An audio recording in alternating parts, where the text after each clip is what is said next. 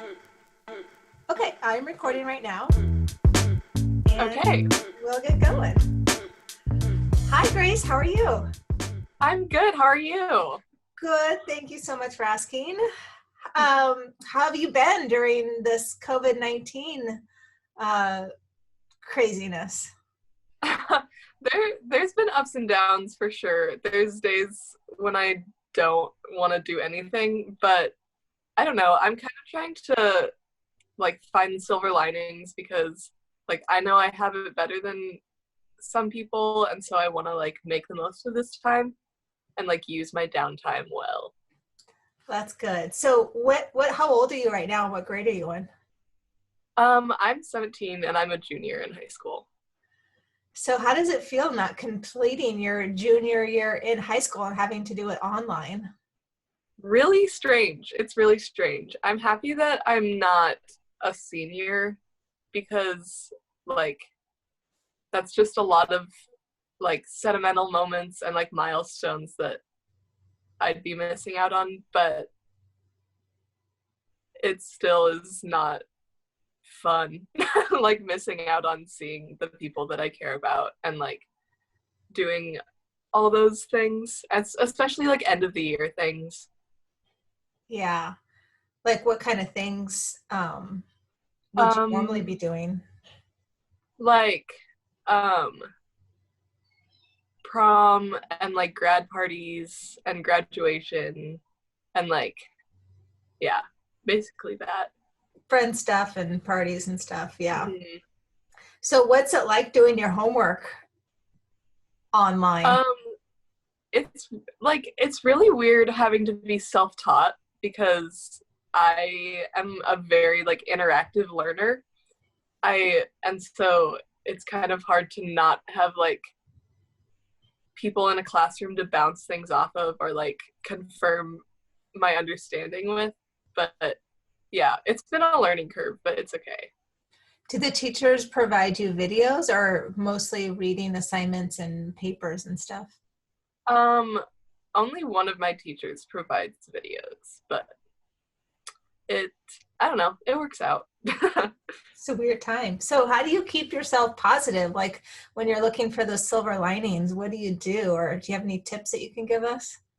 I think the thing that's helped me the most is staying active. And so I've been doing yoga and going on walks and getting outside. And that has definitely helped my mental state. Yeah. I follow you and your mom on Instagram and I see a lot of headstands. Yeah, we've been doing a lot of headstands. Is that something that you have done before, or is that a new thing? Staying at home. I had done it once before at a yoga class, but I never really knew what I was doing, and so I was I'll get better at this. I'll take this time to get better at this. What other things are you doing that you wouldn't normally have done during this time? So I really like art and I'm not great at it, but I just enjoy it and it helps me get my thoughts together. But I felt when I was in school every day, especially with swim, because I would be at school early and at school late, so I was there for 10 hours a day. I had huge creative blocks and also not any energy to put towards things for myself, and so it's really nice that I have time and space mental space to create things. What kind of things have you been creating? Paintings or drawings? Yeah, paintings and drawings. And I've also gotten back into playing my guitar, which is rough, but cool. It's fun. Yeah. So there is a girl that I was talking to who also loves to paint and draw and be an artist, but she just doesn't want to start because she thinks she's bad at it. What advice would you give her from your shoes, kind of feeling the same way, but getting through it anyway, or trying anyway? I think a lot of people get stuck up, or not stuck up, but stuck thinking that like the first draft has to be like the final product, and that's just not how it works. Or they think that it has to be like never been done before, like something totally original and like unique and like new and perfect. But I don't know, I think when I make art, at least, I just think about how I'm feeling, and like I want to portray that visually. And so like if you, I don't know, it's kind of like you have to strip away like what your expectations are and then just like go based off how you're feeling. Yeah. When I paint or draw, I usually do like a little bit of a like meditation beforehand and just like ask my creative angels to like come and inspire me. And I just like put myself in front of my painting or work, and it's almost turns into a meditation where the inspiration just starts coming once you get physically into a place where you're ready to draw or paint. Mm-hmm. So it's fun to kind of try that. Yeah, it is. It's a lot of fun. Yeah. So you were doing swimming. Obviously, that's on hold, probably, right? Mm-hmm. You were at school for 10 hours a day because of like all the practices. Yeah. What would a typical day look like? So I would get up at like 5 and just like basically go to school in my pajamas and then go swim and like get in a cold pool at like 6 a.m. and then get ready at school and then like have my school day, and then after school go swim for another like 2 or 3 hours, and then go eat and do homework and go to bed and then wake up and do it again. So it's kind of crazy. Do you miss it though right now, or are you enjoying the break? I miss it. At first it was like, okay, I'm done with that, but I don't know, I really miss my teammates and I miss my coaches, and I miss like having consistency in my days, and I'm like trying to do that as much as I can, but I don't know. So what stroke do you swim? So I am a distance swimmer. I do the 500 free. That's my thing. How many laps is that? 20 laps back and forth. So like 1, 2, like, yeah. And so how long does that take you? Like if you weren't in a race, like if you were just practicing, just like a little under 7 minutes. Oh, for that long? Yeah. Okay, I was thinking it would be like hours. That's how little I know about swimming. It would take me hours, maybe. Yeah. It's kind of crazy. Like, not a lot of people like want to do that. Uh-huh. I don't know. What got you into wanting to do that? It's very like peaceful for me to like, I don't know. My favorite practices are the ones where we just like swim continuously for like a long time. I don't know. But yeah. What do you think of when you're swimming for that long and underwater and just there by yourself? It's like, it's very therapeutic. Like, it helps me like come to terms with my emotions and like get them out and like just like get my thoughts together. I don't know. It's just I can imagine. You kind of are in your own little bubble and your own little space, and you know your body is moving and exercising, and your mind is clearing itself out, so to speak. Mm-hmm. It's for sure. It's like journaling or art, even. You know, another exercise for your mind. Mm-hmm. What are other activities that you are into besides swimming and yoga and art? You belong to any organizations? I am the PR for my school's feminist program, or like feminist club. And so I'm a pretty big activist. So that's kind of what takes up the rest of my time. And so what do you do as in that role for that club?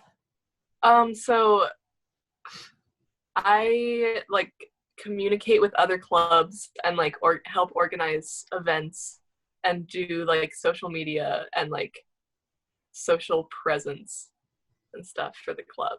And What's so, the name of your Instagram handle? Feminist for Change LHS. I'll send it to you. Okay, cool.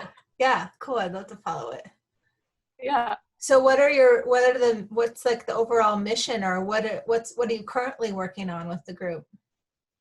So it's kind of funky because of everything that's going on, but we had been working towards planning we were gonna be one of the hosts for the Women's March, but that didn't really happen. But I don't know. We do a lot of tampon drives and bra drives, and we work with other clubs just to like promote awareness for different issues. And I don't know. I think something that our club is really adamant about is like being all encompassing in feminism and not like exclusive towards LGBT people or like people of color or like anyone can be a feminist. I don't know, you know? So that's kind of like something that we focus on a lot. Are there any males in the group? Yeah. That's cool. You also like to travel quite a bit. I was going through your Instagram account, and there's lots of hikes and waterfalls and stuff. Yeah. Do you travel quite a bit, or have you traveled quite a bit? I have traveled quite a bit the past like 2 years. It's been kind of crazy. Where's like the coolest place you've been? Ooh, probably Italy. Mm-hmm. Yeah, Italy was like beautiful. And do you go with school or your family? That trip was with school, yeah. Luckily, before all the COVID stuff hit, you were back. That was last summer. Summer. And so when you do travel, are you kind of go out and walk around or see art museums, or all the above? I think, all of the above. It's a balance.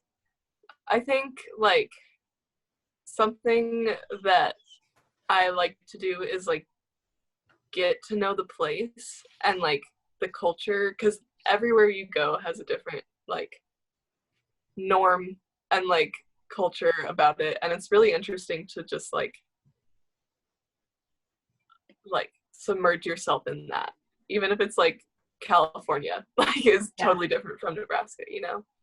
So do you have an experience or a learning that you brought back from a trip that has influenced you still today?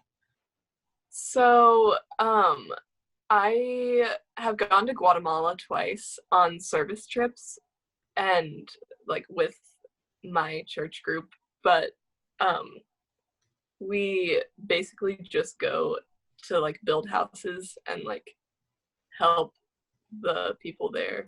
We don't really do like the like push Christianity or anything like that, but so something that I've learned from that is just like it's definitely helped me be less materialistic in a way, like learn to like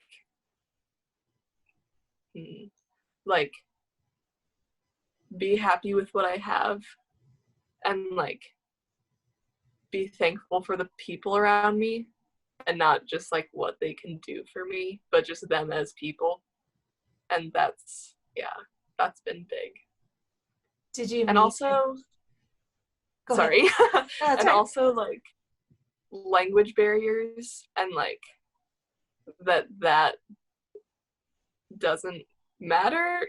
Like we're all people, you know. That's cool. Did you meet anyone your age or some of the kids down there while you were there?